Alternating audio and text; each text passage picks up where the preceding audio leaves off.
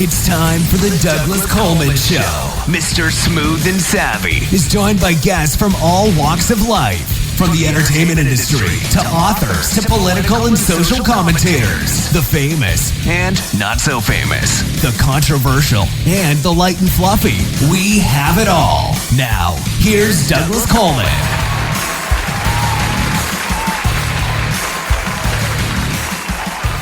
Well, hello. Welcome to the Douglas Coleman Show. It's me, Douglas Coleman, of course. Thank you for joining us. Nice to have you with us. Kris Hulbert is here today. Kris is a returning guest. He was on the show about 7 months ago, and we talked about his company, Gratwick Productions, which is the antichrist to the Hollywood film studio industry. If you want the complete backstory, check out his interview, part 1, if you will.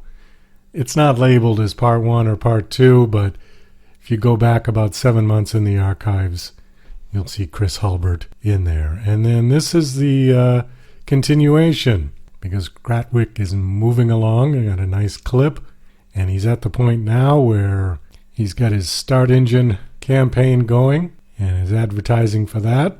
So check it out.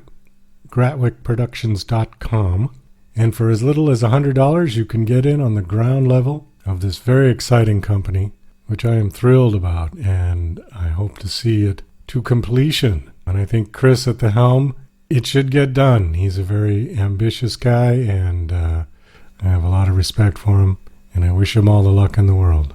Before we get to the interview with Kris, we've got our complete radio promotional playlist.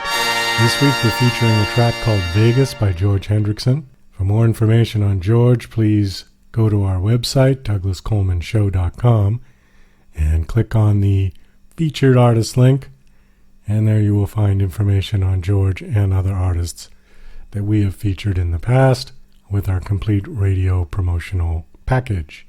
And then we've got a music x-ray artist to play. The track is called How Long by Frantic Planet. I'm very excited to play that. Then we've got Kris's interview. Then after the interview with Kris, we've got 2 tracks to play from Music Submit submissions. First one up is My Love by Jez Bonham, and then Your Possession by Planet of Rhythm. Thank you to everybody who has been submitting through Music X-Ray and Music Submit. We're getting lots of great tracks and very happy to play them. So lots to get to. Here is Vegas by George Hendrickson, followed by How Long by Frantic Planet.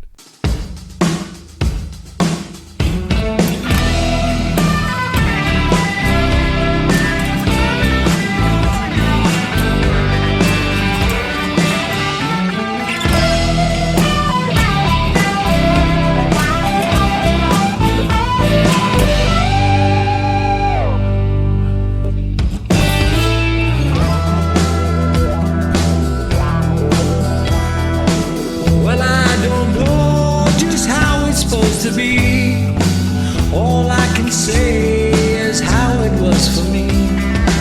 Some people say it's written in the stars, like when you know your life can fall apart. Don't take it to your heart, it's gonna take some time to see.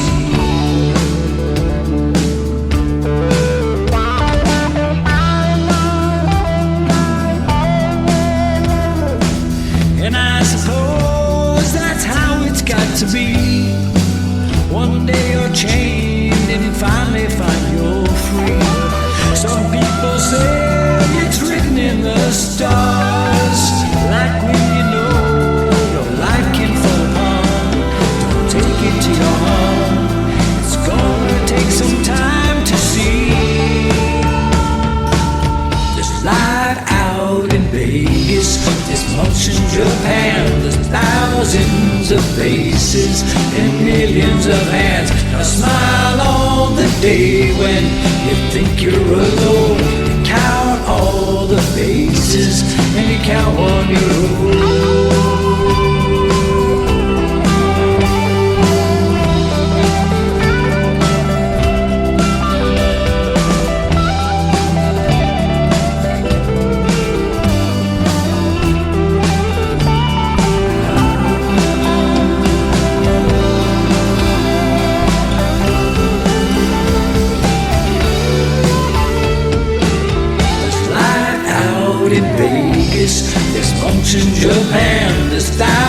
thousands of faces and millions of hands. Now smile on the day when you think you're alone. You count all the faces and you count on your own. There's life out in Vegas, there's months in Japan, there's thousands of faces and millions of hands. Now smile on the day when you think you're alone. You count all the faces and you count on your own.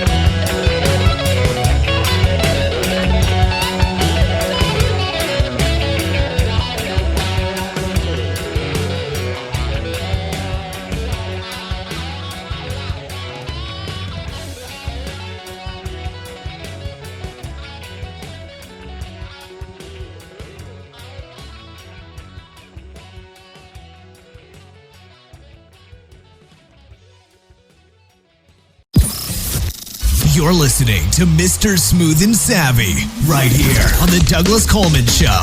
We'll be right back after these commercial messages. Since the dawn of man, storytelling has held the power to rewrite history and shape our future. That power has too often been used to manipulate us and prey on our sons and daughters with impunity. Teenagers, lured by the siren's call of Hollywood dreams, are pitted against each other and told, if you won't do it, there's 1,000 more arriving tomorrow who will. The time has come to end this race to the bottom. Secrecy and silence no longer need to be the price for success. Technology, laws, and culture have culminated in a moment of opportunity where disruption is not just possible, but inevitable. Gratwick was established to be a turnkey studio capable of supporting local artists without luring them away. To remain accountable at all times, it will be owned and operated by the audience and the artists. Own a piece of a new, transparent Hollywood where you hold influence over what gets funded, who gets cast, and what charities we support. Visit Gratwick Productions on StartEngine.com today and take ownership over who has the power to entertain you. Tired of living in a culture of lies, fake news, and alternative facts? The Pro-Truth Pledge reverses the tide of lies by calling on politicians, and everyone else, to commit to truth-oriented behaviors. The pledge asks signees to commit to 12 behaviors that research in behavioral science shows lead to truthfulness, such as clarifying one's opinions and the facts, citing one's sources, and celebrating people who update their beliefs toward the truth. Private citizens who sign the pledge get the benefit of contributing to a more truth-oriented society. Public figures get more substantive rewards for signing the pledge in the form of positive media and public recognition. The pledge crowdsources the truth by asking volunteers to evaluate the statements of public figures who sign the pledge. Take the pledge, demand that your elected representatives do so, and encourage your friends to take it at protruthpledge.org. The Douglas Coleman Show is now offering a complete radio promotional package for music artists.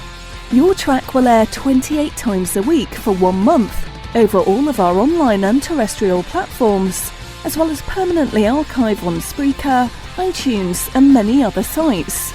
Your profile will also be featured in our featured music artists page on our website. With this package, you will also get a 15-minute interview on our show to promote your latest single, EP, LP, or upcoming gig. Similar packages like this can run hundreds of dollars and often are subscription-based. Our package is a one-time fee of just $49.99. Please go to douglascolemanmusic.com/CRPP. That's douglascolemanmusic.com/CRPP for complete details. Let's work together to get your music heard. Are you an independent musician? How would you like to have your songs played on hundreds of radio stations just like the one you're listening to right now? Join MusicSubmit.com and we'll promote your music to radio stations and blogs in your genre. It's free to set up your account, and we guarantee your music will be considered for airplay by radio stations worldwide. Why not sign up today? It's free. MusicSubmit.com. Radio promotion for indie musicians. Okay, please welcome back to the Douglas Coleman Show, Kris Hulbert. Hey, Kris, how are you? I'm doing pretty good, Douglas. Thanks for having me back. Well, thank you for coming back. I know a lot's happened. You know, I looked it up, and you were on the show 7 months ago, which seems like an awful long time. It doesn't seem like it was that long. It's gone by in a blur, I'll tell you that. Yeah, it sure has. So before we get into the whole thing, why don't you just do a quick recap of what Gratwick Productions, your company, is, and then we'll pick it up from where it's gone in the last 7 months, okay?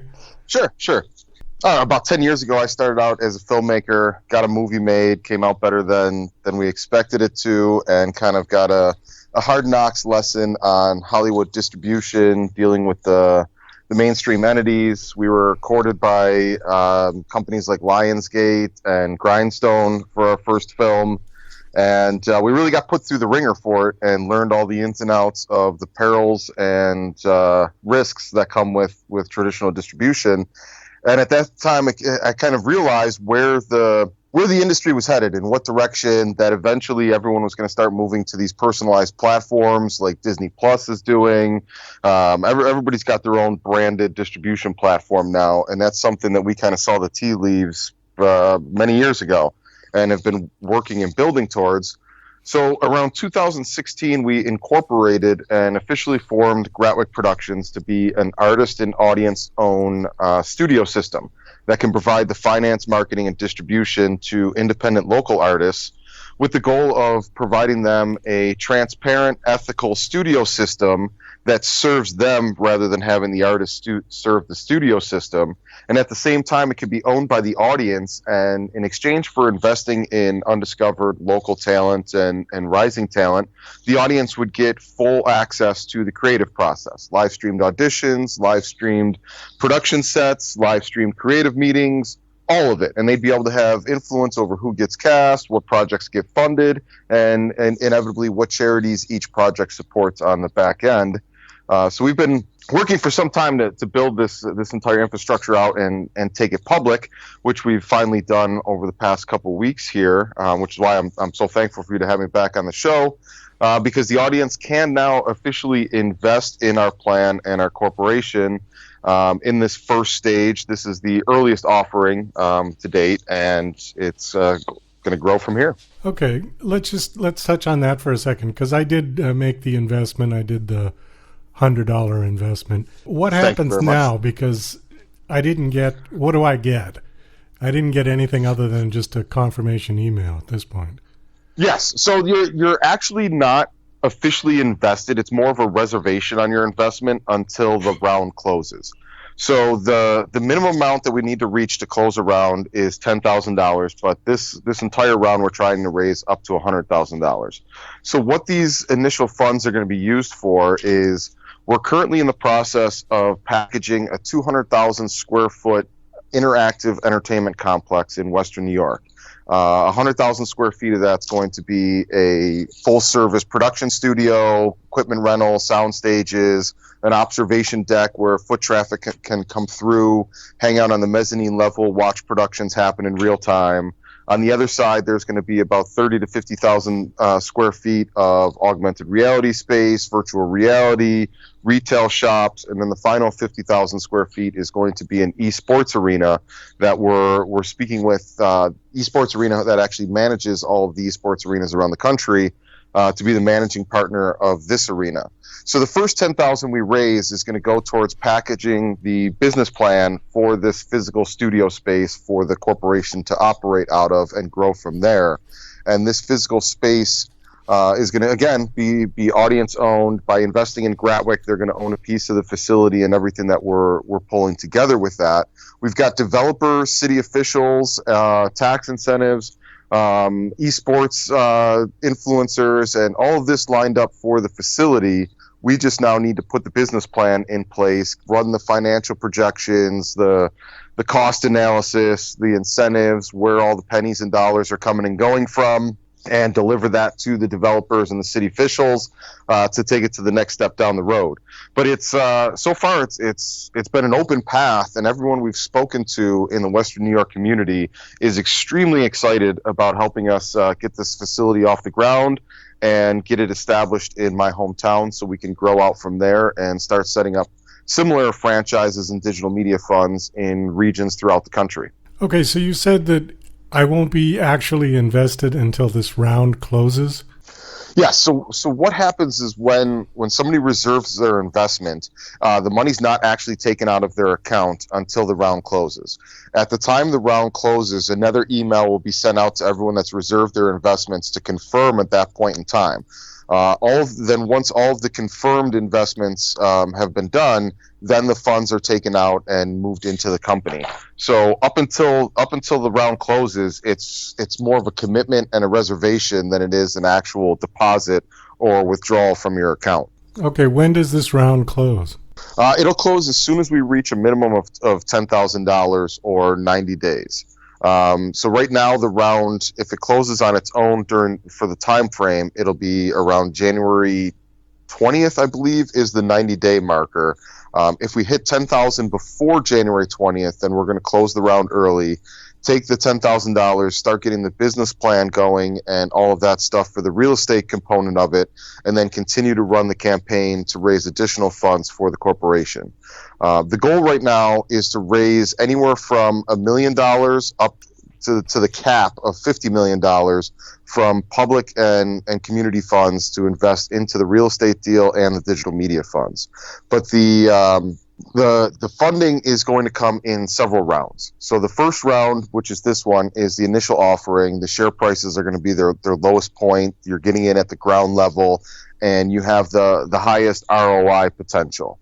Then after this round closes, the funds that have been raised from this round are going to be used to start the real estate deal and to move forward with a bigger offering that's more geared towards a national audience.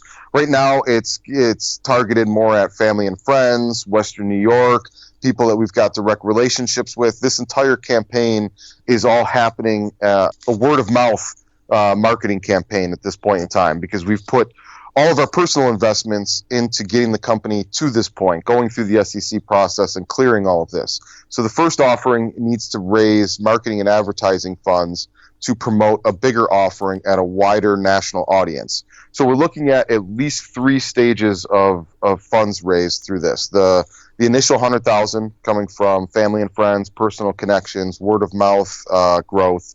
The second offering coming from an advertising and marketing campaign targeted at the national audience to raise up to $1 million, and that'll be targeted at artists, creators, crew, all of the people that stand to benefit from owning a piece of their own studio system. That's who the second round of the campaign will be targeted towards. And then finally, there's the Series A offering. The Series A offering can raise up to $50 million, and that campaign venture capitalists can invest in. Individuals can invest in, anyone can invest in that one, but it's a much larger offering that the venture capitalists can partake in, and that's where we're looking at the majority of the funds for the actual real estate deal coming from, and those funds will make up a percentage of the real estate deal, but the majority of the funds, whatever we don't make from community investment, will come from developers and tax incentives and gap financing to get the facility built. Okay, so are these shares going to be trading? No, not for a long, long time until the company officially goes public. So the way the regulations CF works is you're investing in a early stage private company. Okay. So there's no secondary market at this time for the shares. The shares are a private investment in the company. You're allowed to transfer them, I believe, to family members. At the conclusion of the campaign, I believe you can transfer it to other family members if you want. So some people have asked, for example, can I buy shares for my kids, because this is obviously a long-term investment, and my kids are creative, they have artistic inclinations, and I'd like to invest in the company in their name. And from what we've been explained and told by Start Engine, the parents would have to buy the shares, and then at the end of the campaign, they can transfer those shares into a family member's name, i.e. their children, and the children can have the shares. But you have to be at least 18 to buy the shares, but you can have them transferred into somebody under 18's name. But there's no secondary market for them at this point in time. That would come when the company either is sold, which we have no intentions of selling the company. We have the intentions of growing it to as big as it can be and letting this company exist for ideally generations to come. Or, which we do have plans of, is taking the company officially public on the stock exchange at some point. Right now, our roadmap for that, and if everything goes in an ideal scenario, is about 5 years. That we would eventually take it to the stock exchange, and it would be available there. At that point, any shares get converted to whatever the share price is at that point in time. Then it can be traded like any other company on the stock exchange. But up until then, it's a private holding. That doesn't mean that there can't be dividends and profit sharing and all of those things as the company grows and we start producing projects and getting them out into the market. The goal is absolutely to share all the profits and the success and the access with our shareholders. The other question I had is, you had mentioned 50,000 square feet for an arena. What would that be relevant to film production? It's funny you ask that question, because there's a lot of crossover that isn't fully apparent just from first glance. So just for initial clarification, the corporation is interested in all forms of digital media. So film production is just one form of digital media and entertainment, the same as esports is another form of digital media and entertainment. Virtual reality, augmented reality, all of those things are music, books that can be distributed online. All of those things count as digital media entertainment, and we're interested in supporting, investing, and being a part of all of those different types of mediums. But the crossover between esports and entertainment, specifically filmmaking, is it's several layers. First off, by having an esports ecosystem and an esports arena, there's going to be live streaming. There's going to be broadcasting of tournaments and major events that would be happening from the esports arena. All of that content, all of that entertainment value that has 4-day tournaments, for example, live streamed, ideally into a Gratwick ecosystem, that's a ripe portal for us to be having movie trailers, interviews, commercials, all of the different upcoming content or productions, because again, the productions are going to be their own entertainment experiences with live stream sets and stuff like that. So all of that stuff's going to be advertised with a sales funnel and a traffic funnel, driving people from watching the esports content to learning more about the movies and creative content, all coming from the Gratwick umbrella. And then a couple steps further down the road, there's a lot of crossover opportunities. So stars within the esports arena, that's perfect for cameos in TV series, feature films, interviews, documentaries. All of that stuff can be crossed over to create content around those stars in the esports industry. Then on the flip side, the stars of our creative content, our films, our TV series, and all of that can serve as celebrity participants in esports tournaments and contests and games, celebrity knockouts, prizes for knocking out the lead actor in our upcoming feature film. There's a ton of crossover opportunity where everything can be cross-pollinated and benefit each other from the added exposure and the added awareness. Because the people that watch movies, many of them are also the people that play games, and the people that partake in the esports industry and gaming also watch movies and stuff like that. So there's a lot of blending of the demographic, and we're looking to create an entire ecosystem that eventually will be followed with a utility coin that services the entire gaming industry and entertainment industry that's folded underneath the Gratwick umbrella. For the old guys out there, explain what esports is. Esports is competitive video gaming. A little clumsy there on the ending, but yeah. So it's tournaments, high money. So a great way to compare it is the poker craze of 10, 11 years ago. All of a sudden, everybody went nuts for poker. Poker was on TV everywhere you looked. There was big money tournaments, sponsorship dollars, and all of this stuff being poured into the poker industry. That's basically where esports is at this point in time. There's major tournaments happening around the world. We're talking about multi-million-dollar prize pools. Just over the summer, the Arthur Ashe Stadium in New York City was completely sold out for an esports tournament and venue. Arenas are popping up all over the country now that fit anywhere from 2,500 people to 20,000 person arenas. And this is more of an interactive entertainment. It's not like a football game where you just go there, sit in the stands, and cheer for the action happening down at the center of the stadium. With esports, there's a whole interactive component that happens in these state-of-the-art arenas. There's gaming stations throughout the arenas. There's interactive scoreboards. There's different camera angles and on-screen presence that you can reach with the gamers. And it's these arenas that are being built are like the paradise for the ADD generation. There's bells and whistles, lights and graphics and things happening throughout the facility that you can either watch the gaming and the action happening on the main screen and the center stage, or you can wander around and partake in 100 different variations of entertainment that's happening simultaneously with these tournaments and matches. Well, it was funny because when you first said that, I had this vision of, you remember that film that came out a while back called Dodgeball? Oh, yeah, absolutely. You know, that, and then the SNL sort of ESPN ladies curling, you know, and I just had all this visions of that going on inside your big facility, and I thought, wait a minute. But okay, all right, so it's gaming, it's video gaming. It's high-end competitive gaming. Usually, esports matches consist of a 6-person team, 6 gamers, and most of the high-level tournaments, the games that they revolve around, are team sports. So it's 6-on-6 battling it out in either a shooter game or it's much more complicated but in the simplest sense, a capture the flag style game where your 6 people have to work together and attack the base and the team of the other 6 people, and the winning team moves on. And there's all sorts of different leagues and games for this. League of Legends is a huge one right now.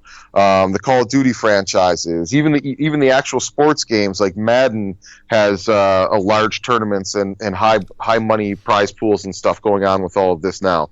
Now the crazy part for me is esports teams only actually play one game. They're not skilled at multi games and different tournaments and all that stuff. So like a League of Legends team will only play in League of Legends tournaments. And some of these franchises and teams are selling for $25 million for a 6-man team to compete in these leagues and these tournaments. So there's a huge demand right now for arenas throughout the country that can facilitate these high-end tournaments and have all the state-of-the-art equipment that they need to show off this platform in its highest form. Well, I hope you're building this place near hotels and motels, because it sounds to me like you're going to have busloads of people coming in for this kind of stuff. Oh, absolutely. And that's exactly why the city of Buffalo is very excited about our proposal and our plan. As most people are aware, one of the few things they know about Buffalo is it snows a lot there. So there's a real estate boom and a whole renaissance happening in the Western New York area that's led to a lot of hotels and restaurants and all of these indoor facilities being built up that can hold a lot of people and can deal with a big influx of tourism in the community, but there's not a lot of indoor entertainment that can draw people to the area in the winter. So an esports facility, a open movie studio facility where people can come in, hang out on the mezzanine level, and look down on one side at a world-class event happening and taking place on the esports side, and then wander over to the other side of the mezzanine and look down on sound stages and watch some of the upcoming talent in the community making their next production and their next film right there on the set, and you can watch it happening in real time.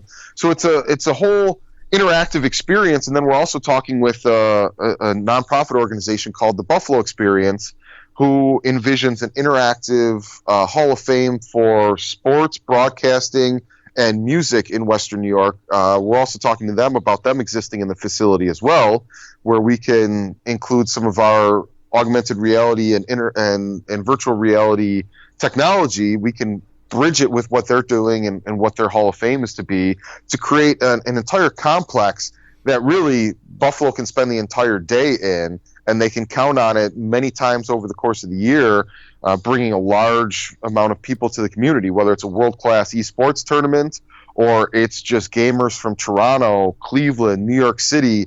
All of these people have a place that they'll be able to come to that's centralized in one of the 7 wonders of the world. I mean, I don't know how many people still remember, but Niagara Falls is one of the 7 wonders of the world. And to this point, the American side has done a really poor job of keeping up with the Canadian side on the attraction and the tourism draws.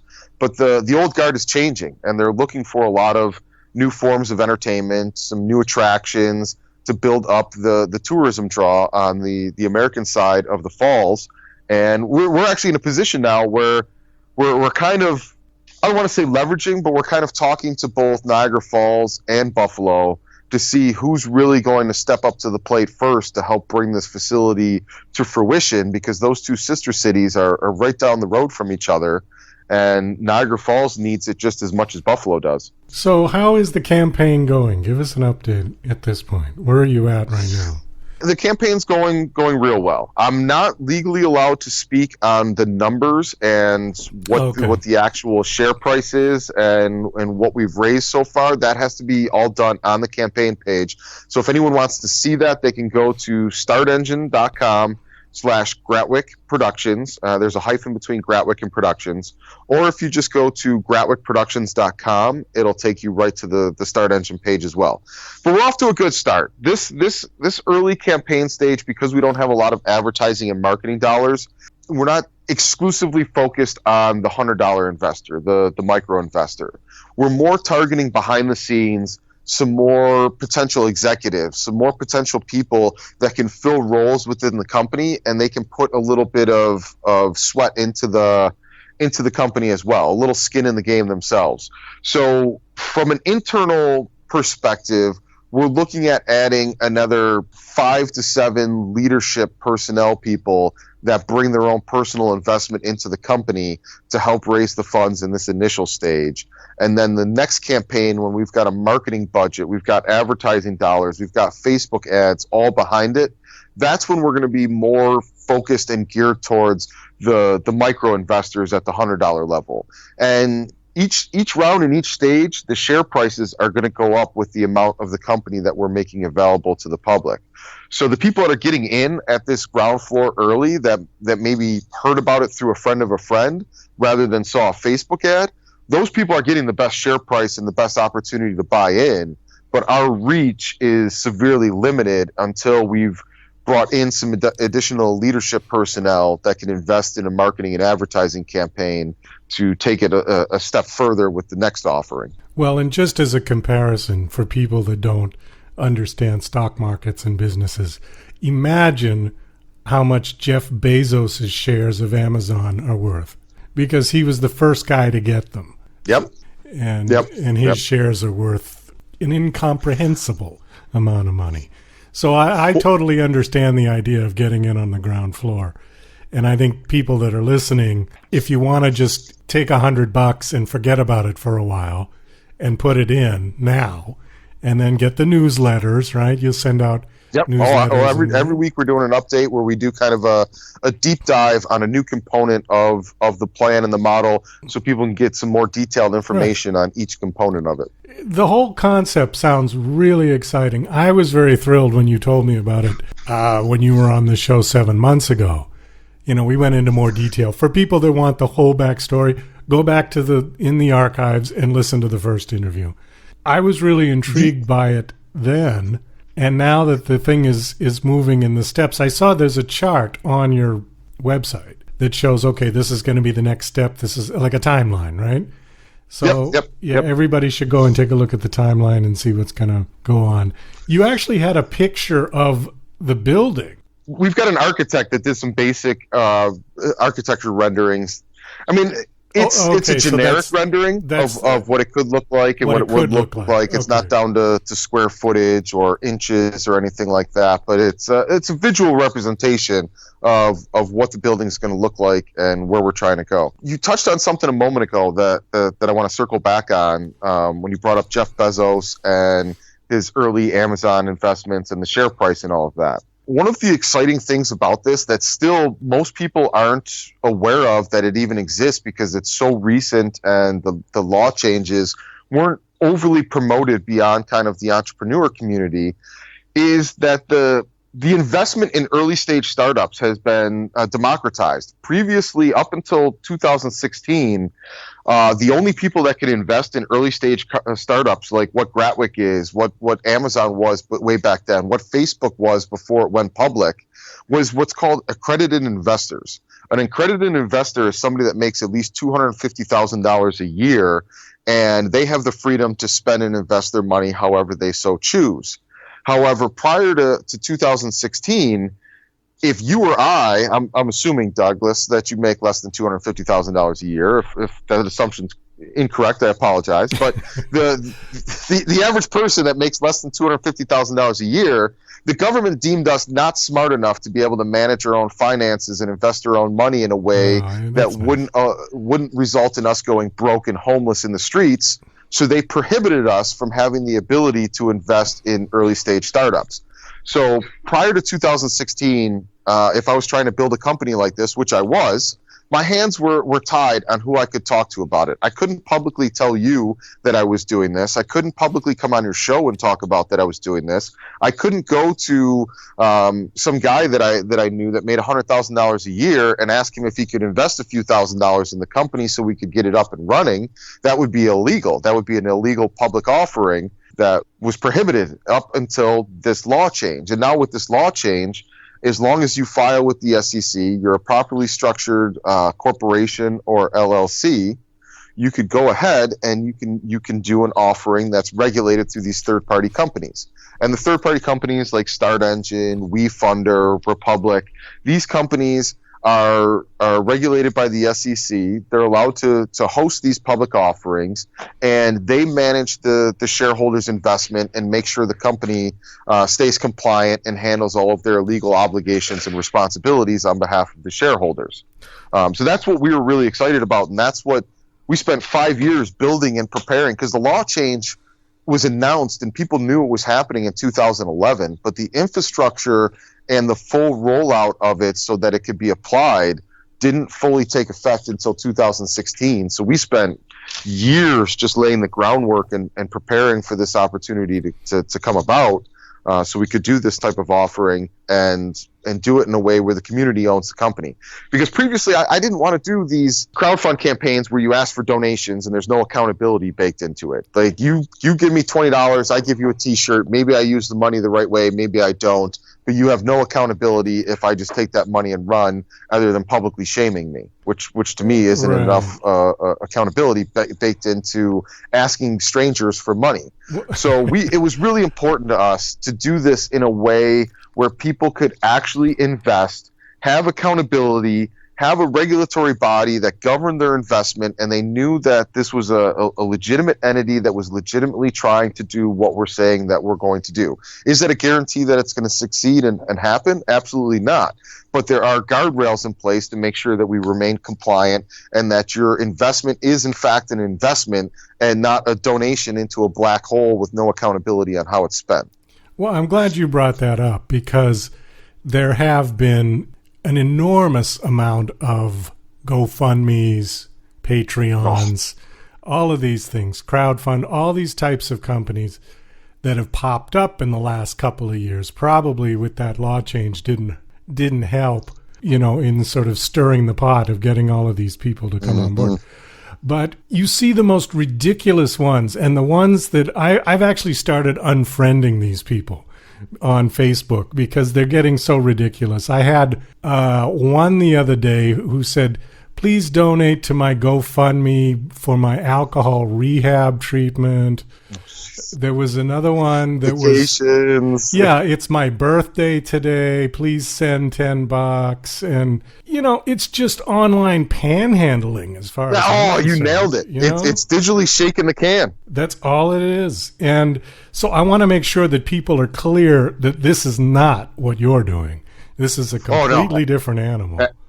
Absolutely not. This is an investment for actual shares in the company, and above and beyond what we're actually required to do because of the commitment of what our company is and my belief in total transparency, the shareholders have influence and accountability baked into the whole process. Not only do they get the access where they can see everything happening in real time, it's real hard to run a casting couch when there's 1,000 micro investors watching in on the live stream of the audition process taking place, but they also have the opportunity to give feedback and their comments and their opinions on the potential projects that are going to be funded. And now, if we've got 10,000 investors in a digital media fund and 75% of them says this is a terrible idea, I don't think you guys should finance this project, we'd be fools to go ahead anyway and still finance that project against the wishes of 7,500 investors, not to mention that's a pretty large audience sample size as well, that there's no audience for this project.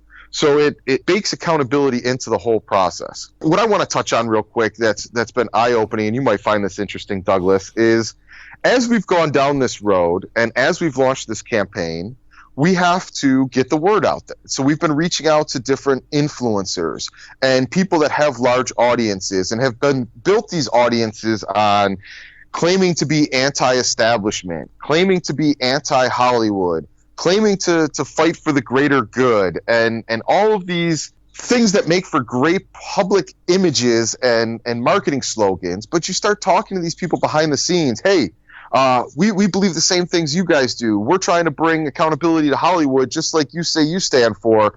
Can you guys share our campaign page? Can you guys be an investor in the campaign, or even come aboard? There was one person, I'm not going to mention her name, but she's positioned herself as the leading voice of the anti-Hollywood movement.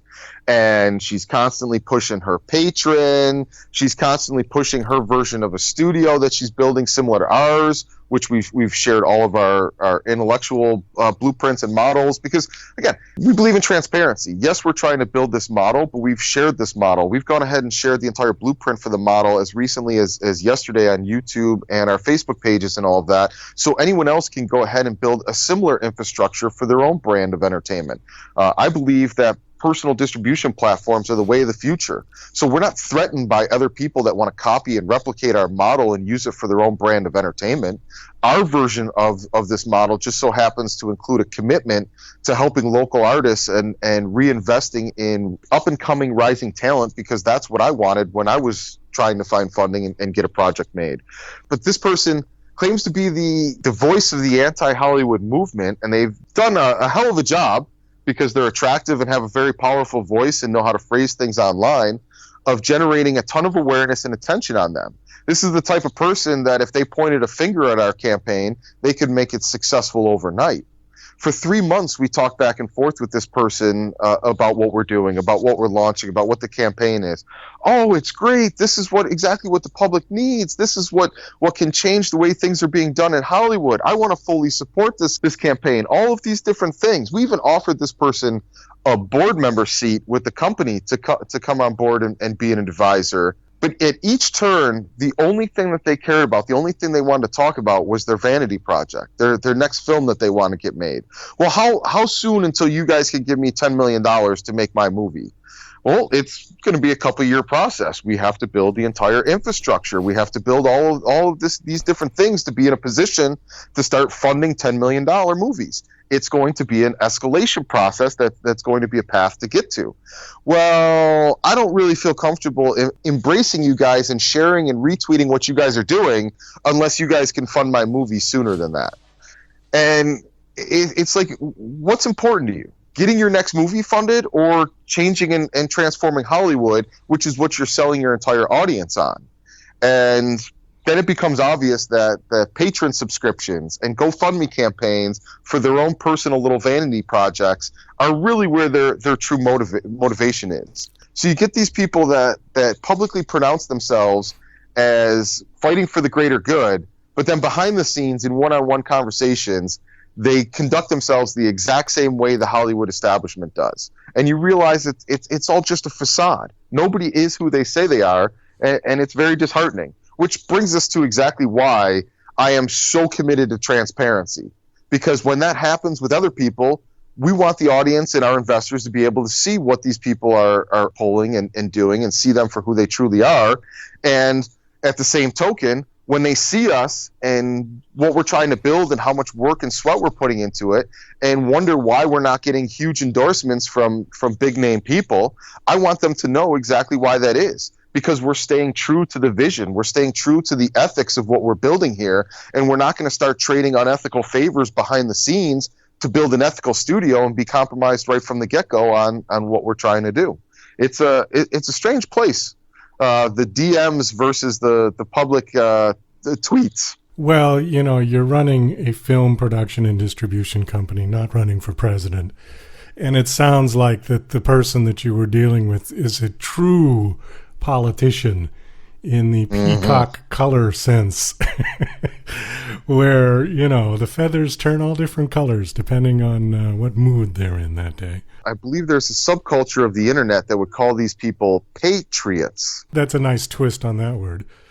Kris, we got to wrap this up. We ran a little long, but that's all right. Give us the website one more time. GratwickProductions.com will take you right to the Start Engine campaign page. Gratwick is spelled Gratwick. And if you can't spell productions, I can't really help you. I appreciate you having me back on and kind of bringing this whole thing full circle. Hey, no problem, Kris. Hi, this is John Morgan, production supervisor for DJC Productions. And you're listening to The Douglas Coleman Show.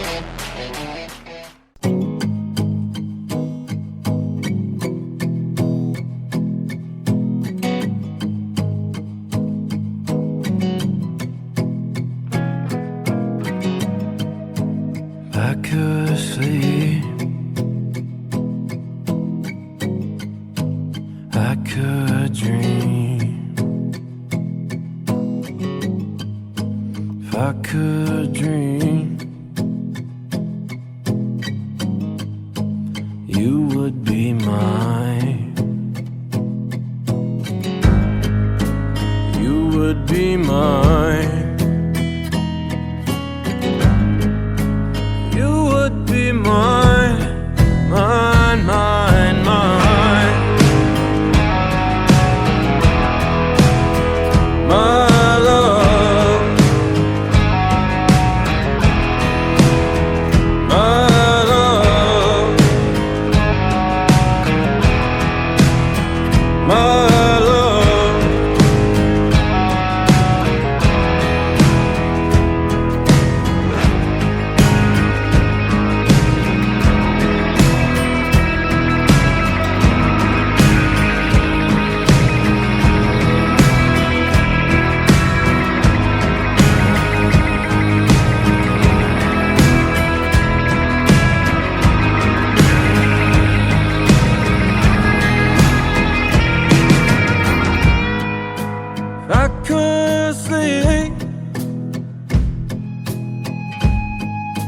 I could dream,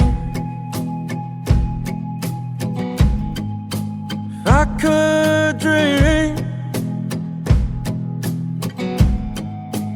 you would be mine,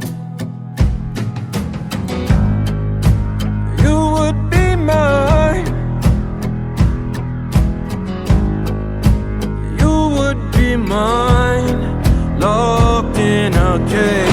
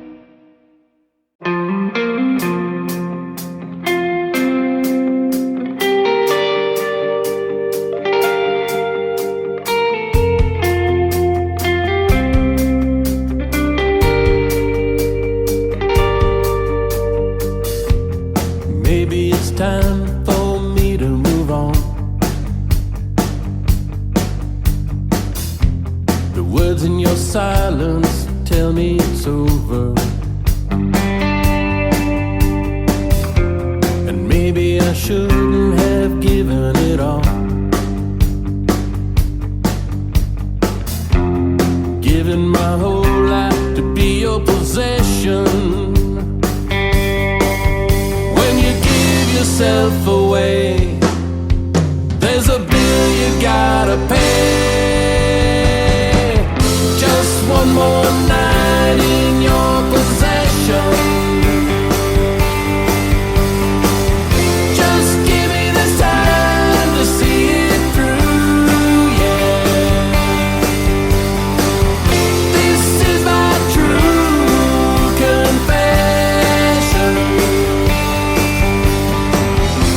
Just one more night with you. It's been so long since the day that we started.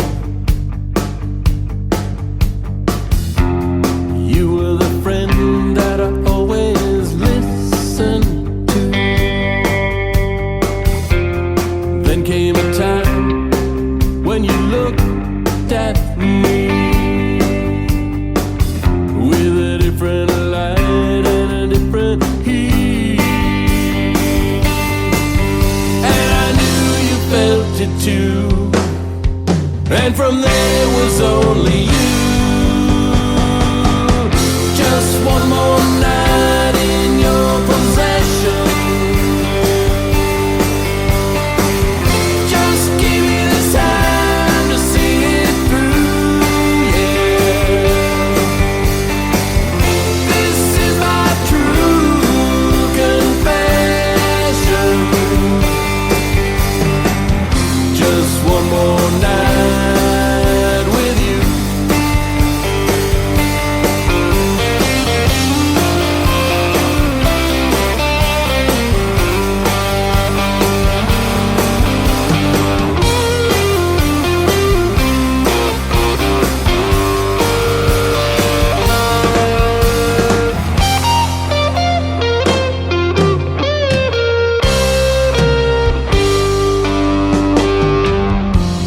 And so it ends as daylight breaks, and I walk away just like you wanted me to. It's just a shame it lasted so long. The pain is all mine, and I'll be without you. One more kiss and I'll be gone, and it just can't last too long.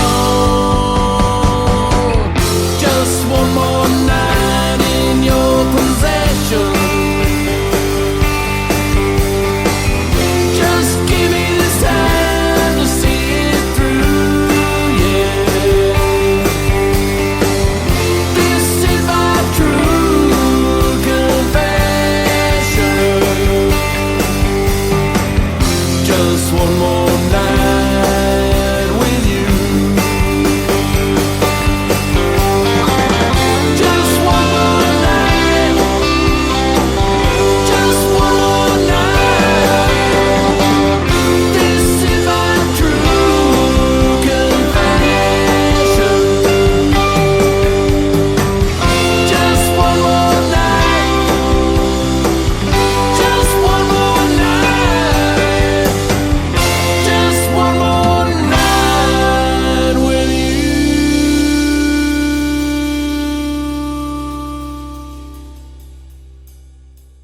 Well, that's about all the time we've got for the show today. I want to thank my special guest, Kris Hulbert. Thank you very much, Kris. Best of luck with Kratwick. Also, thank you to George Hendrickson, Frantic Planet, Jez Bonham, and Planet of Rhythm for their music. This is Douglas Coleman saying I'll see ya later.